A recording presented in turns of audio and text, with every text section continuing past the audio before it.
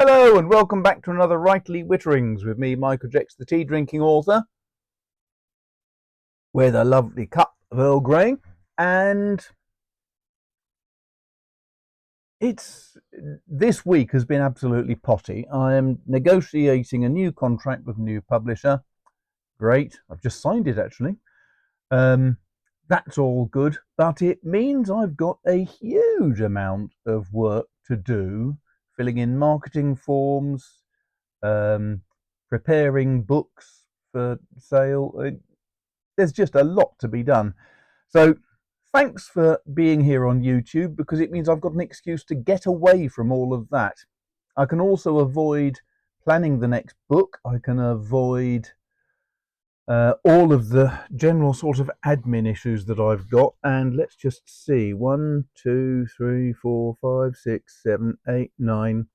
Yeah, 9 issues I've got to deal with today. And with the first one being Royal Mail have sent me an email saying that I've got an item which they can't deliver until I've paid £58 for it. Well, two things there. The first is I'm not aware of any items being in the mail to me because I haven't ordered anything. Admittedly, sometimes you lovely folks on YouTube send me things to review. I'm not aware of anything being sent, so if you have sent me something that's worth about £1,000 and therefore there's £58 outstanding on it, please let me know. But that and the fact that generally I think the post office doesn't send emails for these things. What the post office tends to do is send a postman round with a little card when he's delivering other letters, and the card says you owe us some money for import duty or whatever it might be. So I'm suspicious about that.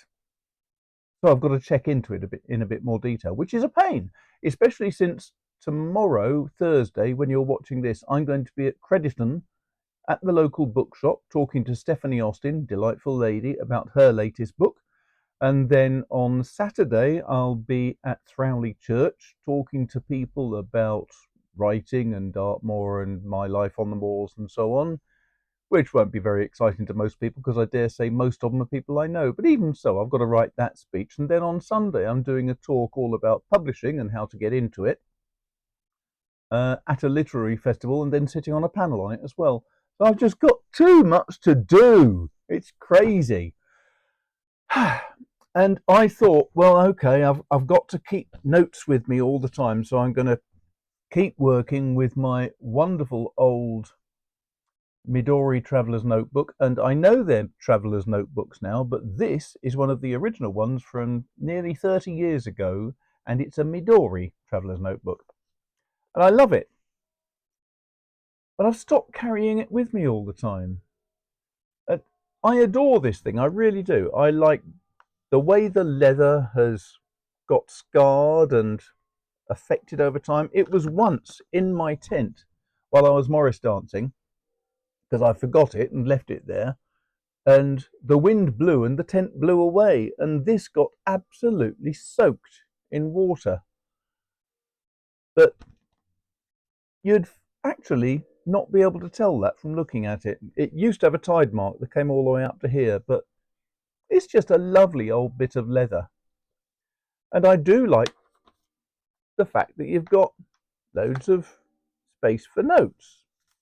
And then you can also use this for watercolor and sketching, which I've sketched twice, and both times, whoops, I haven't had time to actually fill it in with any color, which is really sort of sad. But the trouble is, look at the size of it. It's just a bit too big. And much though I love it, I've actually come to the conclusion that really I need something a bit smaller.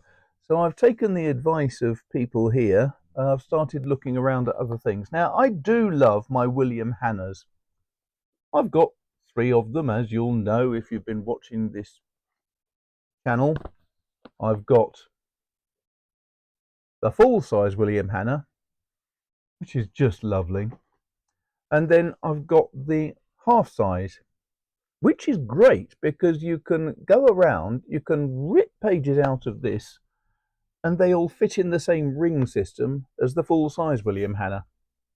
So that's great. The only trouble, and it is a very minor one, but the only trouble with this is that the ring system does make it very fat, and it doesn't fit in all trousers or all jackets.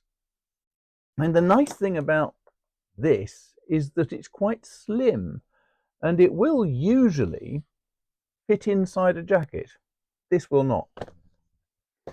So I have been using this a lot more, which is another William Hanna, but it's an absolutely delightful sort of wallet-sized version. And because it only takes these slim fit little notepads, which are the same size as a field note, say, this fits into a pocket in a jacket very easily. The only trouble is then you've got this problem that it's a notebook that is great, but it's not got that many pages, and you can't just migrate those pages to either of these two, can you? So what's the best way forward? Well, I've been looking at a lot of things. Lochby, this is pretty much my standard planning and working file now. They sent me this earlier this year, and I have to admit, I absolutely adore it. It won't replace my William Hannas. This gives me the feeling that I'm writing something that's fairly important, because the paper quality is just fabulous, and it's a really nice package to carry around. But let's just be realistic. It is purely and simply a notebook. I mean, I've got it set up as my diary as well. Somewhere in there's a diary thing.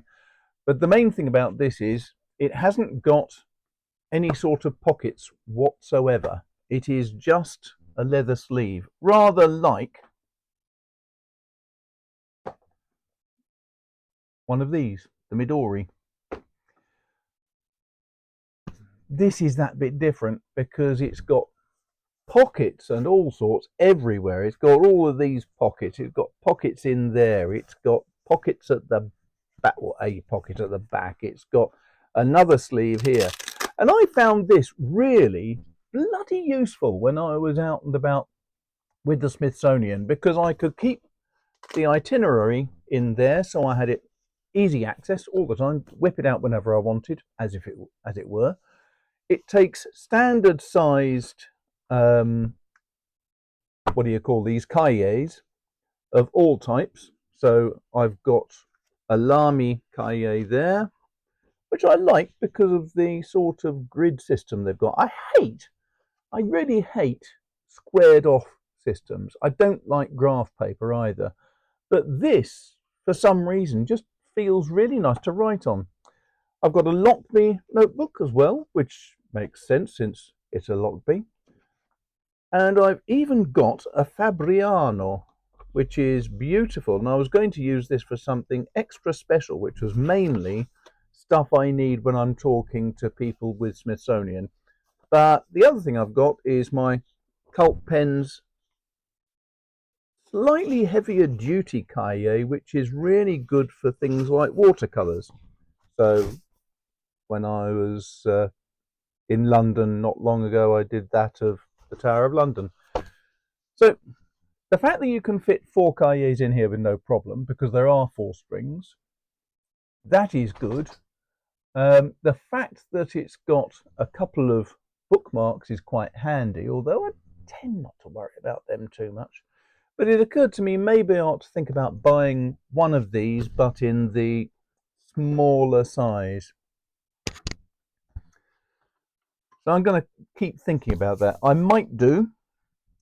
On the other hand, I have been told by various people that Paper Republic is the way to go, because Paper Republic is really good paper, really nice design, good quality leather again. I think it's this size, in which case it would fit in a jacket. It would be very convenient from that point of view. So why would I go for a Paper Republic instead of one of these? Well, the only reason would be because you can fit multiple little notebooks in. So you can fill it up to become a bit more of a daily jotter. Why isn't this one adequate for that? Well, it is. This is a perfectly workable system. As I say, it's just that bit too big. If it was only that size, it would be more practical. Now, you can, of course, buy the traveller's notebook passport sized. I think that's going to be too small because that is quite a bit narrower than one of these. Whereas something that size makes a lot more sense for me. As you can tell, no decisions have been made, and basically I am struggling trying to work out what the best thing to do will be. I think for much of the time this is going to be the thing that I take with me, but it has most things I need, but it doesn't have, for example, a watercolor sketching capability. Now, if I was to go to the Paper Republic system, they have their own books which have lots of pages, and they've got the ability to watercolor. And that would mean I would only have to take the one thing, because as it stands right now, when I go out for a walk, I always have, and you can tell I'm reaching into my pocket now, I always take a notebook. So here, for example, is one that I rediscovered only recently. It's a Great Fountain cover, which is rather lovely in soft leather. No, tell a lie, it's not Great Fountain. This is a Chinese version that came through. But it takes two little notebooks, and that's quite convenient. It's still quite slim. Compare it to the William Hanna. It is the same size, almost exactly, but it gives me the ability to carry two notebooks. Now, is there anything wrong with it? Nothing wrong with it, but it does have the advantage. It's got two card slots. The William Hanna version is vastly preferable, I would say. The William Hanna is not so happy about taking a second notebook stuck in the cover like this is. Why? Because it has this little stud with the William Hanna logo, and that means that the space inside the back sleeve only goes that far. And if I just bring this over, you can see that any notebook is going to go well over that stud. So not quite perfect. I could, of course, take out that William Hanna little logo thing, but it's rather lovely. I don't want to. So what I always carry with me is one of these, which is simply a sketchbook for watercolors. So I take this with me wherever I go, and then when I get bored or when I'm just out and about, I can decide to do a quick sketch or a rough idea of some scenery, whatever it might be, anything that gives me a little bit of inspiration, I can do it. And it's nice. But that means whenever I go out and about, I have two notebooks with me. It would be much nicer. I wouldn't put it stronger than that, but it would be nicer if I had the two and they fitted together. So that's the sort of thing I'm looking at, is something where I can have a watercolor sketch pad as well as the notebook in the one housing. Doesn't work with this, the cheapy Chinesey one. as you can tell. Just, I suppose if I took out one of these, that would be a bit better. I mean, one thing that this little cover suffers from, and it is one of the few things, it's actually quite a nice little cover, and I'm sure it's dirt cheap, but it has got this damn ridiculous pen loop, which is a solid piece of leather. So there's no expansion. You can't put a fat pen in there. You can only really put something that's quite slim, like a pencil. And also, it means that it rather screws up the thickness. That you can see here that it's actually made the curve of the thing, of the cover, go out in the wrong direction. So certainly not ideal. Why did I mention all that? Because, as I say, the appeal of the Paper Republic system is that you can get a big notebook and a big notepad all in the same little leather wallet, mainly because the wallet is nothing any different from basically the traveler's notebook. So it has that appeal. And that's pretty much as far as I've got with my thinking on this. I think what I'm going to have to do is do a review of different notebooks and things and talk about the various approaches I could take. I must admit, Lochby do their own small version, and they're just bringing out a new one, which is going to be able to take 4 of these silly little A6 notebooks. That's quite appealing. But again, they don't really do artist type paper. It could be that one of these notebooks would fit inside it. I think what I might have to do though, if I wanted to carry one of these with me, is I might well have to just rip off the covers and have it as a separate section within the notebook if I was to go with Lochby.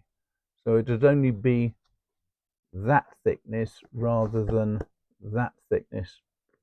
That might be a possibility. I certainly love the fact that these things are waxed cotton.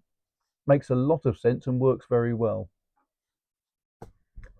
And there you have it, really. That's about as far as I've got.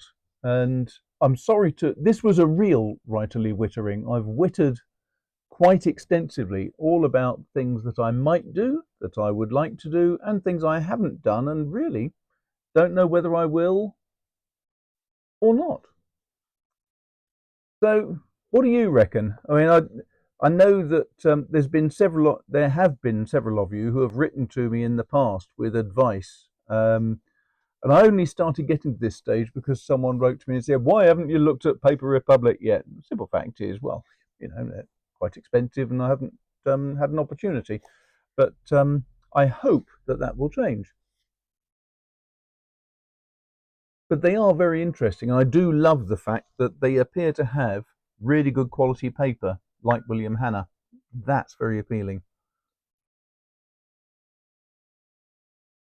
And so, yes, please put your comments in down the bottom and let me know what you reckon. Any advice you've got would be gratefully received. If you, I've now got to phone up the Royal Mail and find out whether this thing was just a scam or not. I think it almost certainly was. And that's basically about it. Thanks a lot for watching. I hope you enjoyed that. If you've got any questions, please put them down the bottom. Apart from that, please like, subscribe, comment, hit the alert bell. Not necessarily in that order, but whatever you fancy doing, because it all helps keep the YouTube algorithms working in my favor. And apart from that, it's gorgeous weather out there. I really need to be outside and walking the dogs, but I've got speeches to write, questions to sort out. Oh, I've got so much to flaming do. Right, so I better go and get on with it. Thanks very much for your time. Thanks for watching, and I'll speak to you soon. Take care.